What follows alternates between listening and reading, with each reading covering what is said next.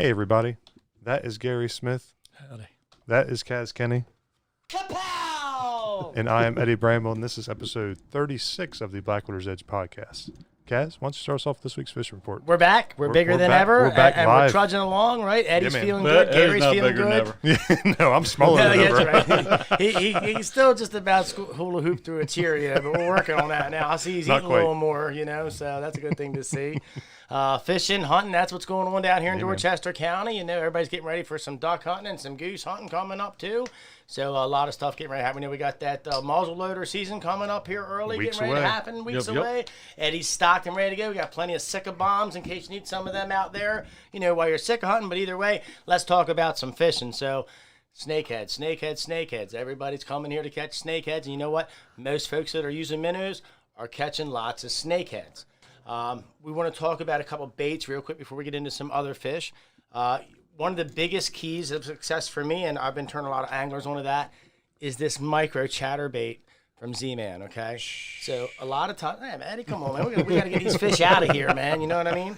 But really, it's an 1/8-ounce bait, and, this time of the year, if you look around, a lot of what you're seeing as far as forage goes in the refuge and these feeder creeks is a lot of these little bunker, a lot of these little shad and things like that. We don't have a lot of panfish anymore for a lot of stuff to eat on, so that's what they're eating the most of. And that's about the size those shad are right now. So live bait, as far as the lure department goes, subsurface stuff, the zoom rivets, things like that. These horny toads, you can run them subsurface. I know a couple guys have been real successful this week with a spinner in front of that, throwing that around. And don't forget, Daryl Willie, he's got all his stuff out there too that a lot of guys are catching stuff on, the chatterbaits and things like that. The hook is really, really beefed up, and it's really, really a nice setup if you want to get out there and you want to catch some of those fish. As far as what we're seeing being caught right now, it's snakeheads. We're seeing a few crappie being caught. Cornflower's been catching a few slabs. He's been giving up some of the information to a few select people, but I know where he's catching them at, and it'll be going on for maybe a couple more weeks here, and then that'll be done. We're seeing some rockfish being caught, some real nice rockfish over Key Wallace, some of the guys that are, snakehead fishing, doing things like that. Catfish. Everybody's talking about, hey, where can we come while we're here catching an invasive snakehead? Where can we go that we can catch an invasive blue cat? You know what? You can go catch an invasive blue cat over there in the Nanacoke River. They're catching plenty of them over there. They're catching some real nice blue cats up at the Dover Bridge. Let's see, the Marshy Hope, if you know where to go in some of those deeper pockets on the corners, you'll find some big blue cats in there too. So do your part as an angler. Help us get some of these fish out of the water while you're here on your visit.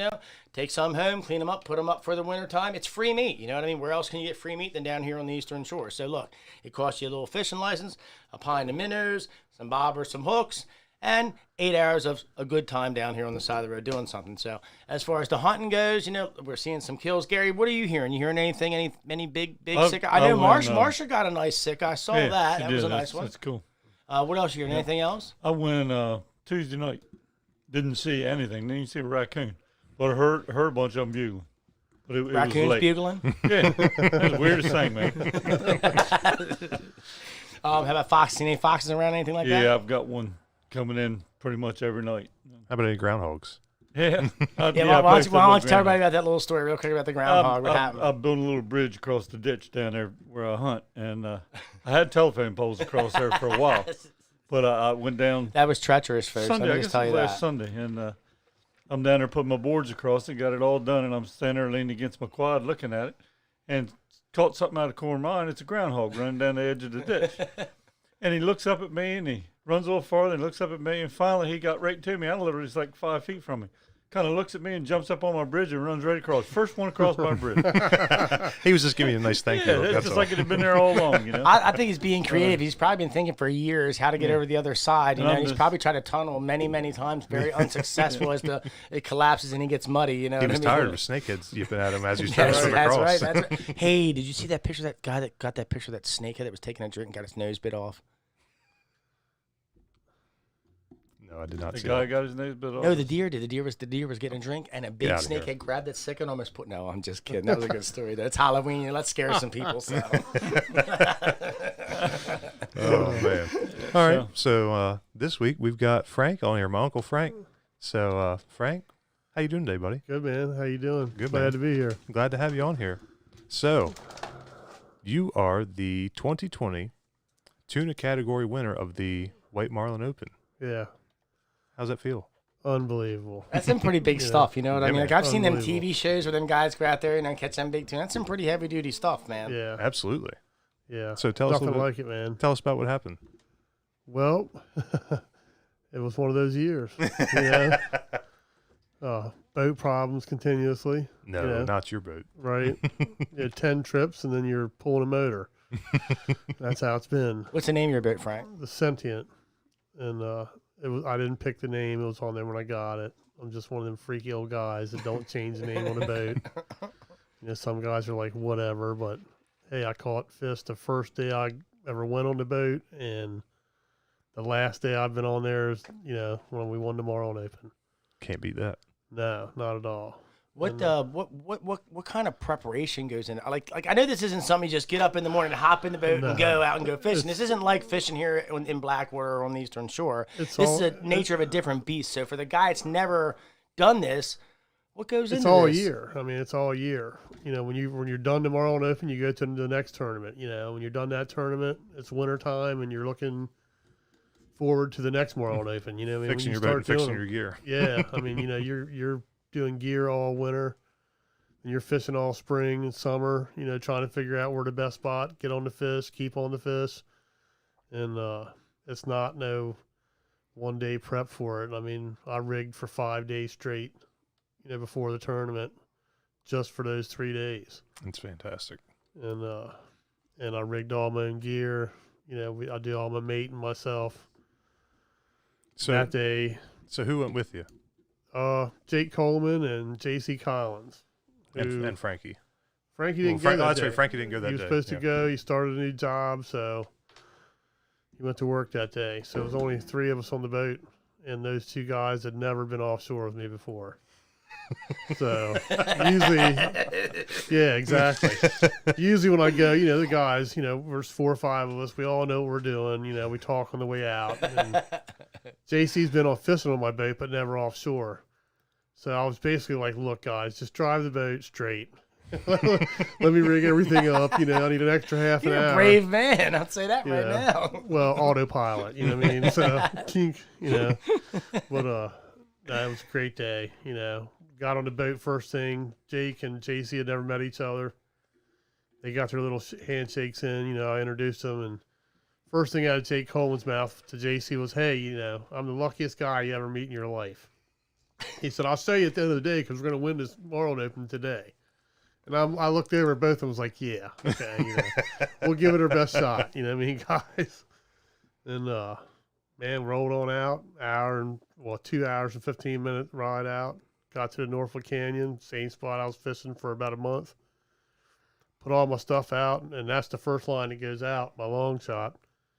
And I told Jake, I said, hey, man, look, if this line goes off, just pull everything else in because we're going to the scales. And he's like, really? I was like, I'm telling you. You know, I had a large ballyhoo on it, probably 300 yards behind the boat. I said, if this one goes off, we're definitely at least going to the scale. Tell the folks. You said a ballyhoo. Now I know what that is, but somebody who doesn't know what a ballyhoo is, tell them what a ballyhoo Ballyhoo is. is basically a mini swordfish. I mean, really, it's about, they range from 6 inches to about 14 inches long, depending on the size you get. Small, medium, large, you know, extra large.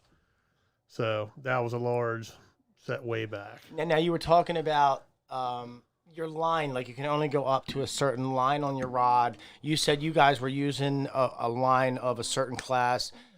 Rods, reels, tell the folks a little bit about what you're standardly looking for, what you're using when you're out there. Well, your big tuna, big marlin rods are usually a 70 class or an 80 class, you know, ocean reel. And your white marlin are usually a smaller class, 30 class reel. But that was actually a 70 class reel with a 100-pound test on it, what I caught that fish on. And any of the tournament fishing, you can't exceed a 130-pound line on any reel you have, no matter what the class of reel is. So most of my reels are either 80-pound class or 50-pound class in that size. And leader wise, the leader Leader, you can go whatever you want. Okay. You mean, but you don't want to go too heavy because the fish can see it, you know. We don't want to give up your secrets, but just let's give them a little basic rundown of what you got. Don't tell them about the little extra twists in the boat and all that stuff. No, did I just say that? No, I'm just kidding.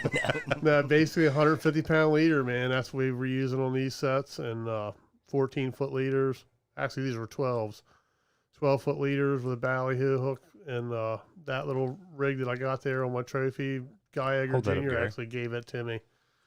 Yeah, this is pretty amazing right here. The year before last, he gave it to me for the Marlin Open, and he said, "I got you this just for the Marlin Open."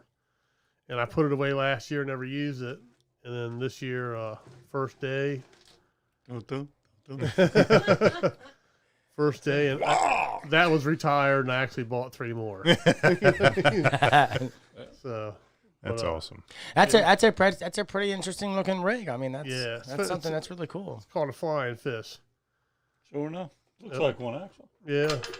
So, man, I can't say enough about it. So, for anybody who's never fished in the White Marlin Open, why don't you talk a little bit about some of the rules that you had to obey during this tournament? Okay. All circle hooks, any bait line you put out has to use circle hooks. If it's an artificial lure, which that's a 2-part, the head's artificial, but It's got a bait attached to it. So that's a 12-aught circle hook on the back of it. That's a horse of hook. Yes, it is. Yeah. And that's about a medium-sized one. So, but you can use J hooks on any artificial lures. Okay. Squid lures, artificial fish. But any meat you use, you have to use circle hooks. And it's so many different. When you hook a fish, nobody can touch your reel. Once you start reeling the fish, that person's stuck on it. In other words, you get one hand off. If you grab the reel, like Jake grabbed that reel, handed it down to me, I started reeling that fish. Nobody can touch me, the reel, the rod, the line, give any kind of assist at all. You can't put the rod down. You can't lean it on anything. Anything that would assist you. Except you can have a belt, though, can't you? Yeah, we can use a belt. I had that one in the belt for about 20 minutes, put him in the fighting chair, broke my gimbal out of my fighting chair. When he got to the boat, he had his own way and took a run. How chaotic was it, when as it started to unfold? I mean, were you like freaking out? Was everybody calm? The only thing oh my God, don't do this, don't do that. I was a little irate. It was crazy. When I hooked up, there was like 2 or 3 boats I could see. And then, when I sat in my chair, I looked around, there's like 30 boats on top of me. Because they all see me hooked up big, on my top line. And about half an hour, 40 minutes into the fight, JC starts hollering at me because he's driving the boat. There's a gunner right in front of me. And I said some choice words, and I don't care who's in front of me. I was like, run him over. And out of the corner of my eye, I see the 70-foot sport fisherman with like a 6-foot white marlin on. Jesus, right next to you. And he's tail dancing. He almost hits my boat. Holy cow! The marlin comes like 5 feet from hitting my boat. Oh shit! The guy sees it, takes off. They drag him to them, and then he sees I'm hooked up, and I had him like halfway to the boat. And so it was interesting. And quite an adventure. Yeah, plus I had a broken rib the whole time. Oh, yeah. Wow. Tell that story about how you broke your rib. Well, the night before, it was 2 nights before. Tuesday night of the week of the Open, we had the hurricane. Oh, yeah. And, I about that. Yeah. So when there's storms like that, most of the guys who are fishing tournaments, we're going to stay on our boats. I can jog if my ropes break. We'll start up and jog in our slip. The guy next to me, I don't want to say he did anything wrong. His rope snapped on his boat and smashed into my boat while I'm on there. So I get off, trying to get this boat off mine. We're both 30-foot, boats. Everybody sees it in the marina, all the captains, they all run over. Long story short, took us a couple hours to get it straight. In the middle of it, took a couple of humongous waves over the bulkhead. I'm holding a single rope. It smacks my rib. And the harbor master's laying on the bow of his boat with me, Vernon Merritt. And he's like, was that your rib? I was like, yeah. He's like, why don't you give me the rope? I was like, why don't you tie it off? It's because I'm dying, So back to catching his fish. So I set the fish in the rod, my belt, and I'm hollering at JC, look, you got to keep him on the left side of the boat. I said, I can't get him on my right side. If I do, I like seeing white flashes. You know what I mean? Oh, man. So when we position it where I'm keeping it on the left side the whole time. Well, when this marlin thing happens with a sport fisherman, the fish takes off, goes off to the right side. And Jake sees me, like my face just went flush. You know what I mean? I'm like, oh my God, JC, you got to turn the boat, man. So he finally gets around straight, and Jake's like, are you all right? I was like, no, I'm not. I'm freaking dying, man. I'm dying. He's like, the tuna's right there. And then that adrenaline shot just blew through me, and it was all good. So I stand up, and I'm looking, because then my chair broke. Right. So I stand up, put him back in my belt, missed the belt like 3 times to get him back locked in. The fish takes off. I hit the drag. Free spool in the line. Shoot. Had both my fingers on the spool, but a free spool. You know what I mean? It didn't backlash. Get So it it all would have been a straight. disaster if that had happened. Yeah, well, I thought I lost him. Because, I mean, the line went limp. Right. I was Right. like, oh, he's gone. So I looked back over. I can still see him. So I tightened the drag back up. He's still there. So another 15 minutes standing up, and we got him to the boat. And Jake, I realized that when we caught the fish, Jake's like, I've never gaffed a tuna, right? And I'm like, Get the fuck out of here. I'm looking at JC, and JC's like, don't look at me. I was like, he's like, I net the rockfish in the bay. I was like, okay, guys, I can't let go of the reel. You have to gaff this fish. JC's like, just tell me where. I said, when he gets up there and he rolls over, just right between the 2 fins in the bottom. Perfect stab, man. I have to give Jake credit. Is that right? Absolutely best gaff shot Congratulations. you could ever do, man. And we got him in, and I felt like I was going to pass out. I just laid down. So how long was the fight? Hour and 20 minutes. Oh man, with a broken rib. Yeah. That's 15 rounds, man. Yeah. It was definitely a 5-round because he came to the boat about 4 times and took off. The last time he took off, the first time he took off, and we were down, he ran. By the time we got our rods in, we had like 15 or 16 wraps on the reel left. Wow. And I had 1,200 yards of line on. Wow. That's awesome. So that's what took us so long, getting all that string back in between all them boats. But it was a fight, man. We got lucky as far as getting them in the boat. You know what I mean? Everything went smooth. It was like all 3 of us been fishing together for 20 years, and it had been 20 minutes. That's just an amazing story. Your valves no get matter, tapping. You know what I mean? Your valves get tapped. Oh yeah, oh yeah. Everything was Get a little tapping. excited. Yeah, man, it was unreal. I remember when Mom texted me. She said Frank's on his way to the weigh, and he's got a tuna that's 100 pounds. The scale only goes up to 100. So, Yeah. and so what did it actually weigh? 121. 121. So, When that thing got in the boat and hit the deck, I mean, did you think that you had something there? I knew that we were going to get on the board. You know what I mean? I knew we were going to get on the board. I figured 2nd or 3rd place. Because when I was going in, I started checking the board, and I seen that guy had 114 pounds. Mm-hmm. And I was like, there's no way, JC. I don't think he weighs that. Yeah. Jake's like, y'all are nuts. He's 118 pounds right on the dot. You know, and I'm like, no, I'm saying 100. And for 3 hours, that ride in was like, man, just staring at him, not knowing. Now, was this the last day? Was this the First day. First day. So it was Thursday. It was Thursday. So there were still more days for somebody to knock you off the block. Oh, yeah. Okay. Well, they extended the tournament. First time ever. They put in of the Saturday and hurricane. Sunday because of the hurricane. Right. And so we should have only had 1 more nail biting day, but we had 3. But nobody pulled So in. how was that anxiety? Just watching the Man. leaderboard every day. Well, Saturday we went fishing again. Right. We ended up having 3 white marlin come into bait, never hooked up. We were at our tuna spread out. And Sunday we go back out, nail biting, still was in first place. Sunday I pull out of my slip and my port side motor starts knocking. I'm like, really? back in, my crankshaft basically wiped out on my port motor. So we limped out about 3 miles and tried to catch a shark, which no, we no luck, but there it was. Come back in, wasted a motor the last day, was praying. I'm like, man, if I don't win this thing, I'm like 20 grand in the hole in this motor. That's what I was just getting ready to say. Yeah. 5 grand in the hole in the tournament, I'm like hating life. My next question was, so the motor goes down, you win this money, now we got to fix the motor, fix to this. So what are we really walking out the door with here, Frank? 0. But A paid off boat and a new motor. That's what I'm That's right. what's everybody always told me when I buy a boat? Break out another Yeah. Oh, yeah. 10,000. Yeah, mine's 10,000. Roll Right. boats break out another 1,000 Right, a day. right. You get out in the offshores, break out another 10. You get above my classes, bring out another 100. It's not a cheap hobby. No, not I'll at tell all, you, man. that's just an absolutely amazing story. Just the way that unfolded. The kid that's never stuck a fish, and Oh yeah. you know what I mean. What is the odds of that happening to me out on Blackwater with a 22-pound snakehead? Well, I mean, it's just like my wife. I mean, she caught I think 3 or 4 snakeheads before and then she caught a 13-pounder. She did. It's Unreal. Just, oh man, it was insane. I thought she was messing with me because she's half bent over. I thought she's just joking with me, just trying to get me to run over to her. And I walk up there. I'm like, well, get him to the bank and I'll get the net.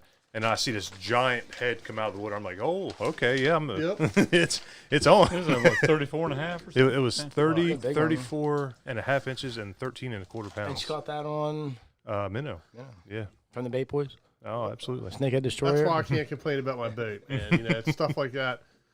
Me and Bonnie, the first day I got my boat, took it home the next weekend. I've had it for 5 years. Called up Dickie Swan, him and Kathy. I was like, come on out. We'll go out on the boat for the afternoon. So we're out and having a good time. I said, I'm going to throw one rod over. We're just going to troll around. Ended up catching a 45-inch Oh, man. redfish right at the false channel on a 12-inch stretch diver.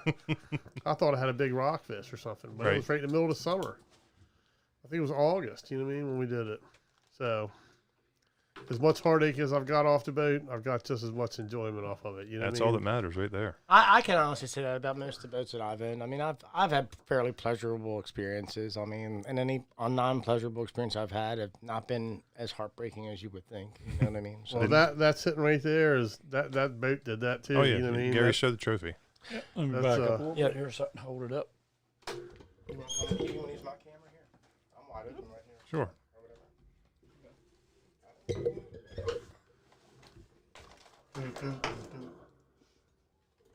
Man, that is a beautiful piece right Man, there. that's Come on all up. right.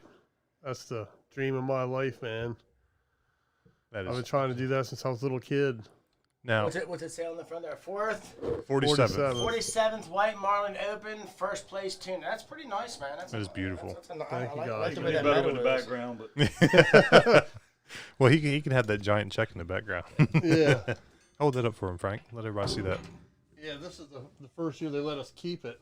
I guess it was because of the COVID. Right. They let us I keep think the they- check. You know, they don't want it back. touched Unless you it, touched yeah. it, you know what I mean? I don't know where you've Oh, been, that's- dude. yeah. That's fun. That'll go up in the old hunting part of the house. There you go. So now everybody knows your best fish. Now, how'd you get started fishing? Yeah. Well, we moved from Frederick when I was about 5 down to Pompano Beach, and my stepfather got me into fishing, like small stuff, mahi, little stuff offshore. And then his father started taking us tuna fishing. And I was about 8 years old, caught my first tuna, and that was it, man. I was hooked after that. Something that could pull you for a couple hours. I'm a little kid, almost lost my stepdad's reel. The rod almost went overboard. After that, I was it. My stepdad took me 50 million times down there. We lived 3 blocks from the beach. Did Mike call you after you caught that tuna? Yeah, caught me right after it, man. He called me. He was like, yeah, he was supposed to come down. Oh, no way. Yeah, he was supposed to come that day. It was like him, my brother was supposed to I was supposed to come. go with you, remember? You were supposed to go. but with my wife being 35 weeks pregnant and Right. me being offshore, that wouldn't have been a good combination. No, because there's no coming back in 20 minutes. Just for future reference, if y'all ever need me to call in dead to go tuna fishing one day, I can do that. Right, man. But yeah, after that, my dad was in offshore fishing. His boss had like a 55-footer in Ocean City his whole life. So the guy who owned Crab Alley, Jimbo, started taking me. And man, I caught my biggest fish ever with him, 300-pound bluefin. And 3-hour fight, unbelievable. I was a little younger then, though. 25 wouldn't hurt me so bad, Now, why don't you tell a story about Pop-Up when he was in the White Marlin Open, real quick? Yeah, I was like 7 years old. I think it was 1977. Damn, I was only 3 years old. He was before the Marlin Open. They were fishing the Bill Bunning tournament, and him and Buster both won the White Marlin and the Blue Marlin. And the White Marlin's actually hanging in your mom's office with the plaque. It was a 100-inch White Marlin, weighed 96 pounds. It's a hoss. Yeah, if you ever want to see it, just stop by Mom's Yeah, I office. mean, it's man. awesome. Huge, man. That's huge for a white. I mean, that's just Absolute citation monster, yeah. size white. And then Buster ended up fishing the Marlin Open, and Dad was on there a couple of days with him, and they last 5 minutes of the last day of the tournament, Buster pulls in like a 90-inch White Marlin and wins the Open. And back then, I think it was like $200,000. Right. You know, now it's $2 million. Right. So I'm just liking these stories. I mean, yeah, keep and the I stories fished on going. that boat. Man. The unreal thing about that boat, it was bright pink. It's called the 7 I Days. did not know Well, that. she'd go right in place now. What was it called? What was it It's called? called the 7 Days. Mr. I did Day not know owned that. FO Day. It was an asphalt company Gotcha. on Western Shore. Still in business. His son owns it. He won the Marlin Open in the mid '80s, and then his daughter won the biggest Mahi in the mid '80s. So big, you know, man. I've been trying to do that since then. Right. You know, going down there with Dad all the time in West Ocean City. How many years have you been fishing the White Marlin Open? This is my fourth time. This is I've your fished fourth it. year. Yep. We've come close, man. My first year, me and Bobby Granados, we had a White Marlin go a 1/4 inch short. Oh.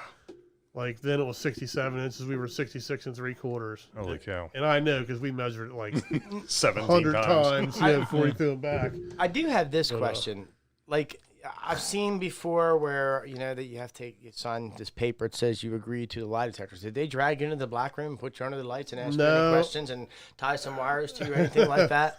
I mean, actually, no. You know, when we went to the award ceremony, Jake actually asked the tournament director, "Hey, you know, we got to take a lie detector." He said, "No, we got you on film the whole time." You said you had boats all around you. Yeah, so. there was like 30 boats around us. Well, there was a tournament boat who filmed us and the guy catching the marlin behind us. Because the guy behind us actually went on the board. He was like 3rd place. Oh, wow. And And the reason I asked is because remember, was it last year they had the problems, or the year before they had the think it was problems, or 2 years something? ago, yeah. You know, usually when that happens, it's because either a spotter boat seen you do something wrong, or somebody complained, or somebody saw you do something wrong and called it in. And that's what happened way back when that guy started like 5 minutes early. Yeah. Like 3 boats called in and said, "We watched and put in." oh, okay. You know, Yeah. you're not allowed to drop any lines until 8:30. No teasers, no lines, no nothing.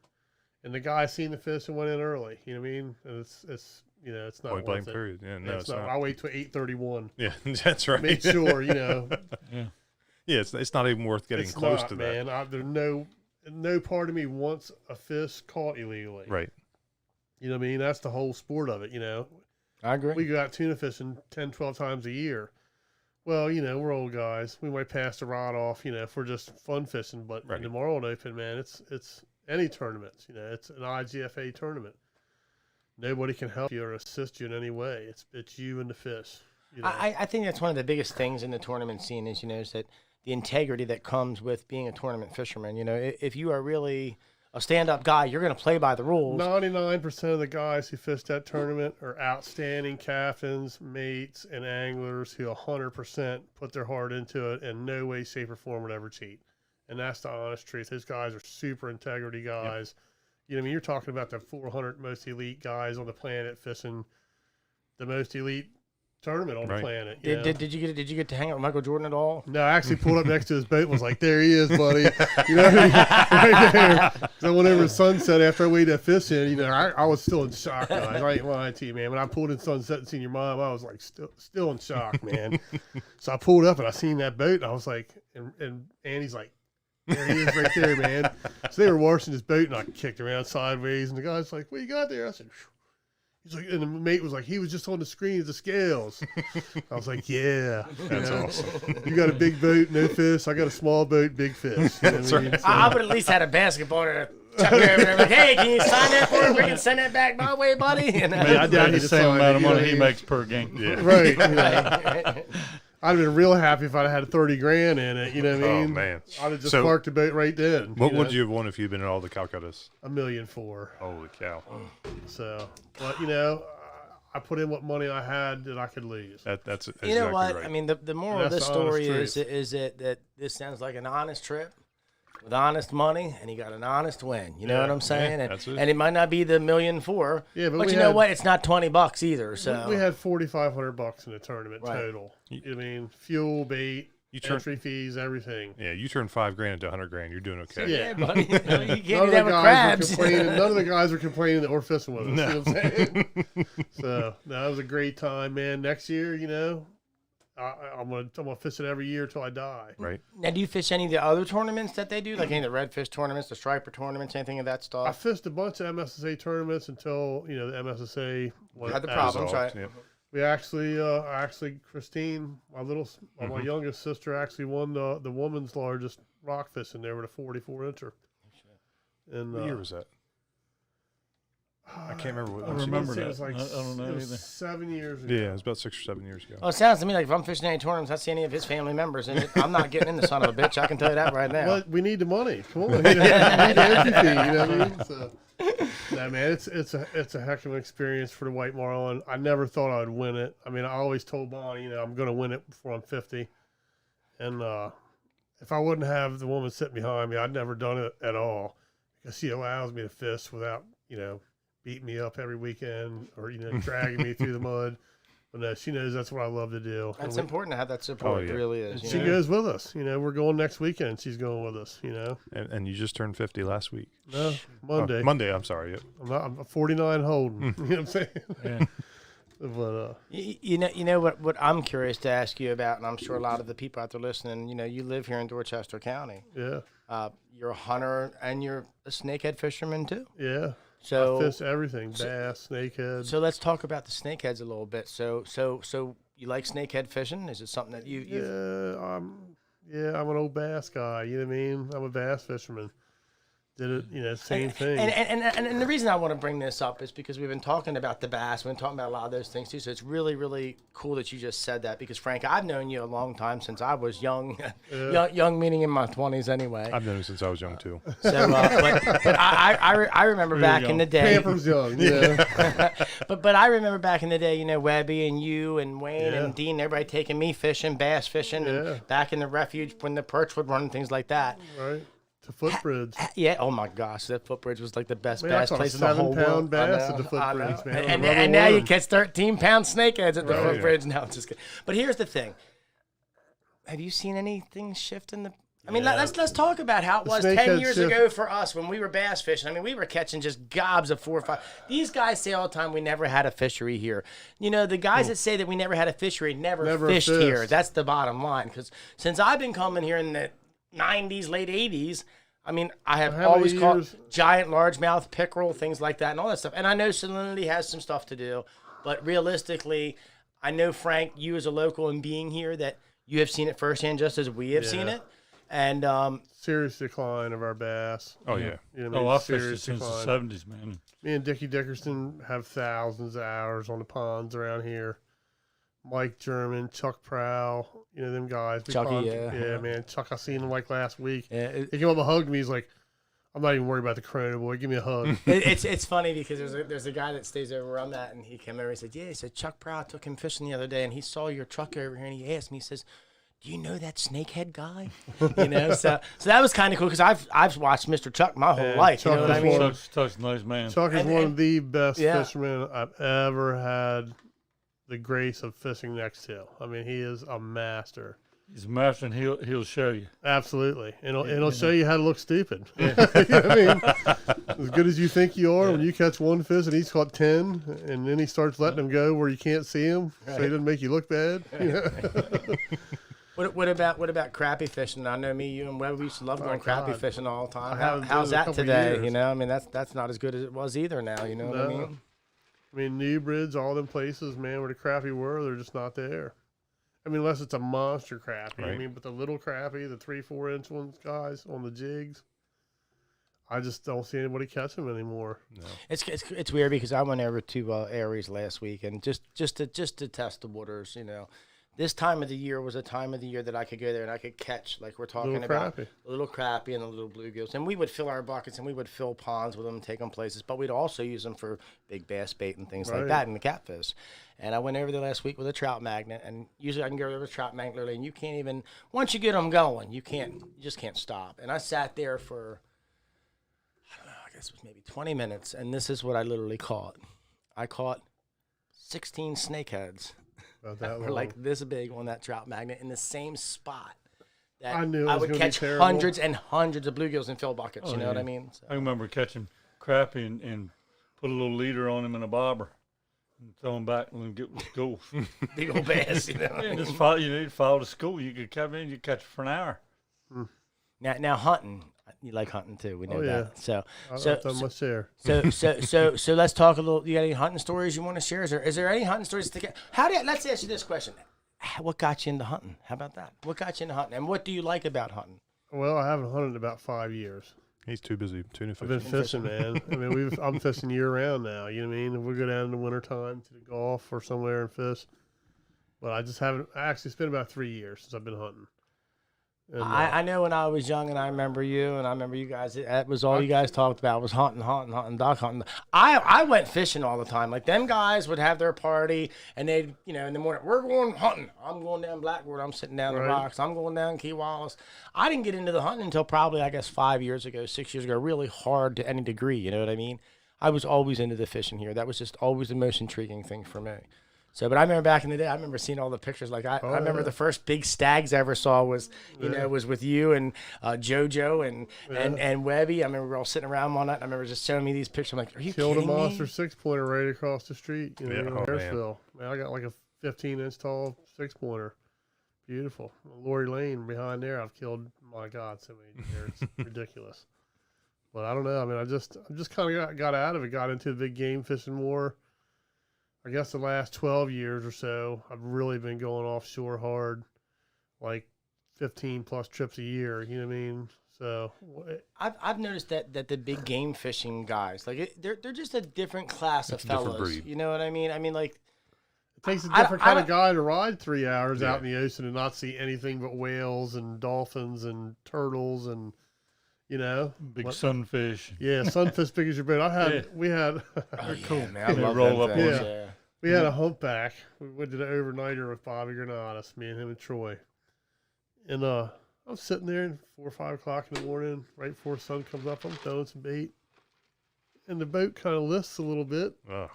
I hear this poof, like an explosion, about 15 feet from the boat, man. A humpback about 60 foot long, like blows off, rolls the boat over a little bit. And I'm like, holy shit. And he's just messing I with walked over to the other side of the boat, and Troy looks at me. He's like, "What do you think coming over here is going to do?" He looks at everything. I think twice as long as the boat. You know what I mean?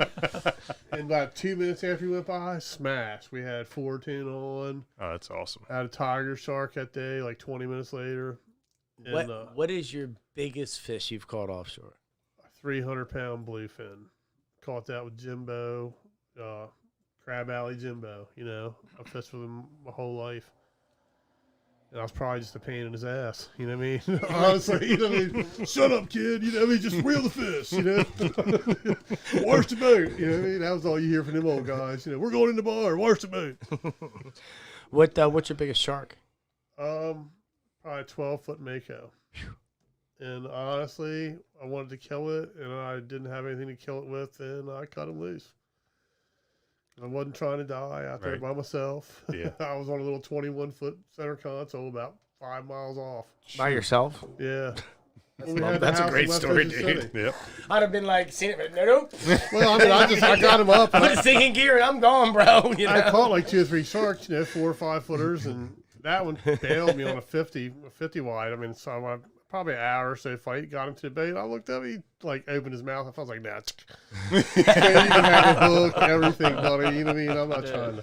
Now, here's something I want to ask you about. I remember, I'm going back, I guess, 10, 15 years ago. For some reason, I remember stories of big bluefin pushing in like shore in January and February. Is that true? Do they really come that close to shore that you can really run just a couple miles offshore and get them? Yeah. Well, especially in the Outer Banks. I mean, they're 5-10 miles offshore. We were just talking about that before the show. Ocean City, it's about 10 miles, 15 miles when they come back down the coast for the spawn. Because, you know, they go in the wintertime, they'll go to the Gulf of Mexico and spawn. And then the summer, you know, spring, they'll run back up the coast, spend all summer. I never knew that. Spend all summer up in Canada. And then, you know, the North Atlantic. And then the summertime, end of the fall, winter, they come back down to the Gulf of Mexico. What other species of fish have you fished? Have you gone for them towel fish, or what's the new man. thing, the Opa thing that I just saw, the big goldfish or whatever? You ever caught one of them? No, I've caught Mark Robbins. I fished with him a lot.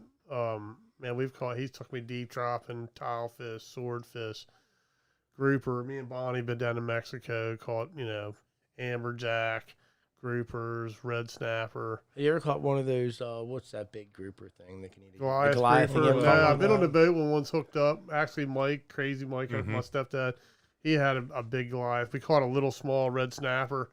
Got about 10 feet from the boat, and we were underneath a bridge down in Florida.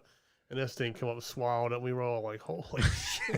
It looked like a VW come up and swallowed a minnow. You know what I mean? It just ripped off. You know, there was no getting him in. We never got him in, you know. He like ripped off every bit of line he had. Just kept on going. Again, I'd have been like this. Nope. They're big. You better not take me fishing with you, and if you do, you better give me a $50 rock that's going over the side if I don't like what's on the other end. No, I can tell you that right now. We keep our rods like tied to the boat. You know what I mean? Our rods are a couple $1,000s a piece. That's not for the faint of heart, man. No. You know, but it's the most incredible feeling ever when you get out there. Bonnie never thought she'd like it. She's still scared. When I take her 60 miles off, she's like, don't tell me how far we're at. I don't want to know. I don't want to know where we're at. And then she looks at my little GPS when we get back. She's like, man. You know, be like, how? I'm like, Yeah. For me, 100 yards, 60 miles, doesn't matter if I can swim. No. yeah, you're not going to swim away If from it's there. over 100 yards, I ain't going to make it anyway. Well, Before I 60 miles offshore, you're only going to make it 100 yards, whether you can swim or not. That's You what know I'm I mean? saying. Before I forget, we have another one of these Midshore Fishing Club raffle tickets to give to somebody. So if somebody out there puts the first comment in there, let me have that Drawing ticket. soon, isn't it? When's the drawing? The drawing is going to be in November of 2000. Oh, no, it was yesterday. No, I'm just kidding. It's November 2020. That's when the drawing's going to be. And you get a snakehead fishing trip for 3 anglers, including lunch at the Woolford store during the 2021 season. And, you know, we would give that to you for the first person that says, I would like to have that raffle ticket. So sorry for the interruption. You guys go back to whatever. I just want to know if you're going to go with me next year. Oh, I'm going. As long as my wife's not pregnant again. Oh, Lord, are you telling us something already? No, whoa, no. What's up? Damn, dude. But no, I'm definitely going next year for sure. Yeah, you guys got to, man. It's Yeah. an experience of a lifetime. The most thing I fished it 4 times, and what I found the most out of anything was this year. I was just determined to go out there and have a good time. You know what I mean? No matter what, I didn't care. Even Sunday when I blew a motor, I said, guys, I don't care. We're going to go out there a couple miles, throw the anchor, freaking, you know, try to catch a shark. We're just going to have a good time. And that's what we did. Minus And the that's anxiety of watching the leaderboard. Yeah, well, yeah. It was serious anxiety. Serious. No doubt. But it's still a good time, though. Yeah, man. It's the time of my life. I wouldn't change it for anything. I mean, the only thing I would have changed is, I guess, you know, like the ceremony wasn't, you know, much because of the COVID problems, you know. It wasn't a big ta-da like it usually is, you know. I didn't know if I could bring Bonnie with me or not, you know what I mean? It was just crazy. Yeah, I wish I could have had her with me because she is absolutely the backbone of my fishing. Oh, that was very, very sweet. You know you're going to get a that-a-boy for that, right?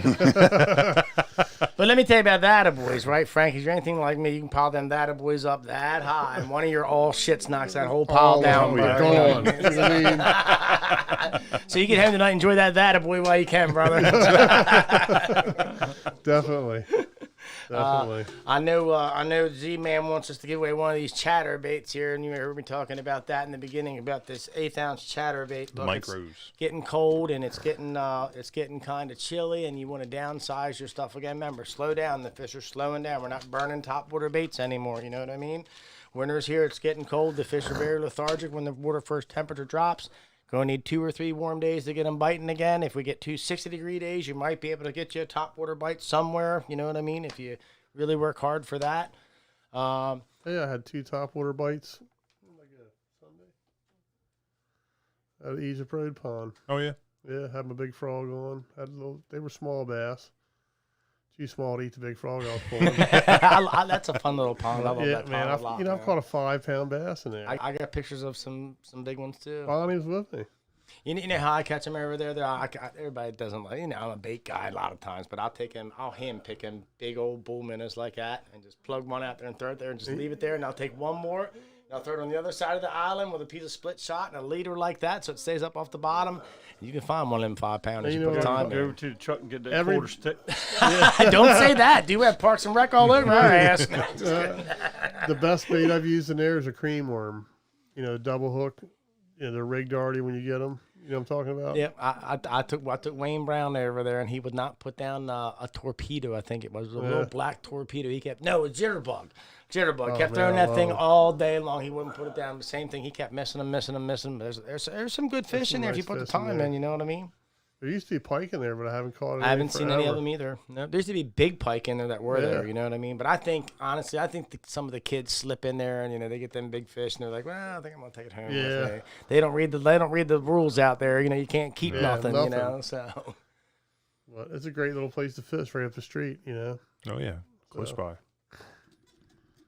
Kaz, you got any one mores or anything? No, I don't think I have much in the way of one mores. Gary, is there anything we want to talk about as far as hunting? Anything we need to know? What's going on with the rut right now? Going tomorrow.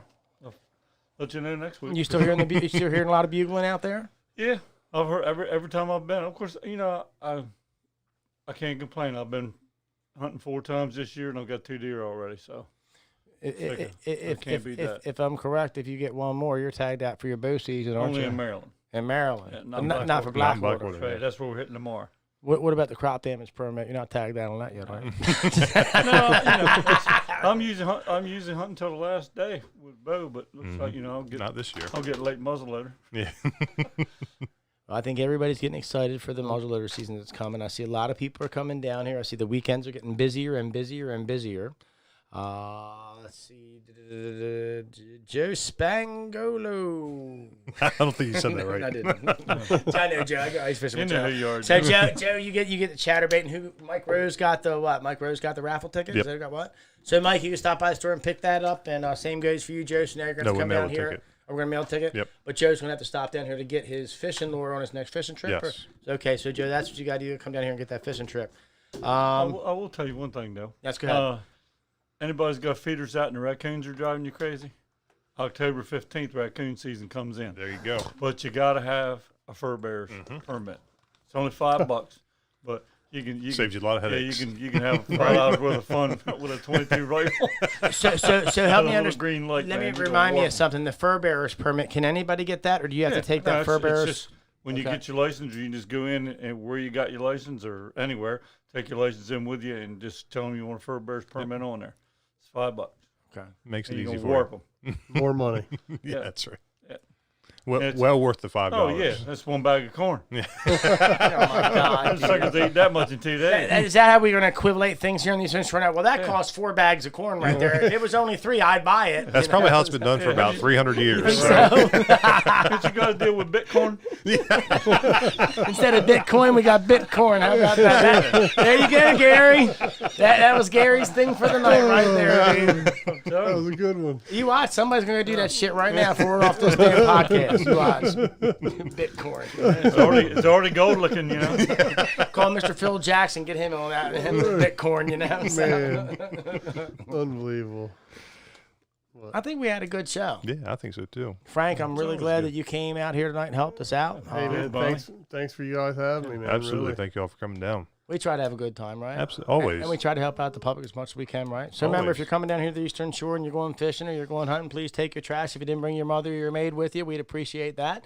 While you're here, please say please and thank you to the people that you run into. As we're a kind community, we ask the same of you when you visit. And before we go, let's leave you with a little crabby jingle. But before I do that, I want to do one thing, okay?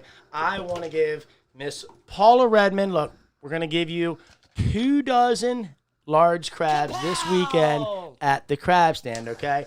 Look, folks, this weekend's going to be hot out there at the crab stand. The freaking soft crabs are off the hook, brother. Look, I'm not talking about sandwiches. I'm talking about, not an 8-inch sub roll. I'm talking about you better go out and get a 20-inch sub roll to put 2 of them soft crabs on there. You know what I mean? Because that's what you're going to get on a 20-inch soft rib. No, they're not 10-inch soft crabs, but they are that big. I'm not kidding you. If anybody's seen them the last couple of days, they are massive, and that's what we're going to have, and then it's going to be over.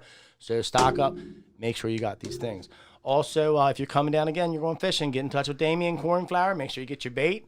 The minnows right now are just amazing. They're big, they're lively, and those that are using the minnows are really, really connecting. So before we leave, I would like to leave you with a little crabby jingle from the crab stand. So Paula Redmond, make sure you stop out this weekend and get your crabs. So before we leave you, I want to say thank you for everybody tuning in this week to the crab or to our podcast. We really appreciate everything that everybody's giving us as far as feedback. If there's anything you see us do different that would help make the show better, we're here and we're willing to listen. So before I leave, let me leave you with this little crabby jingle. My crabs, they have 3 first names. It's heavy, full, and fat. My crabs, they have a 4th name. Absolutely mustard packed. So, Frank, you want to sing it with me? No.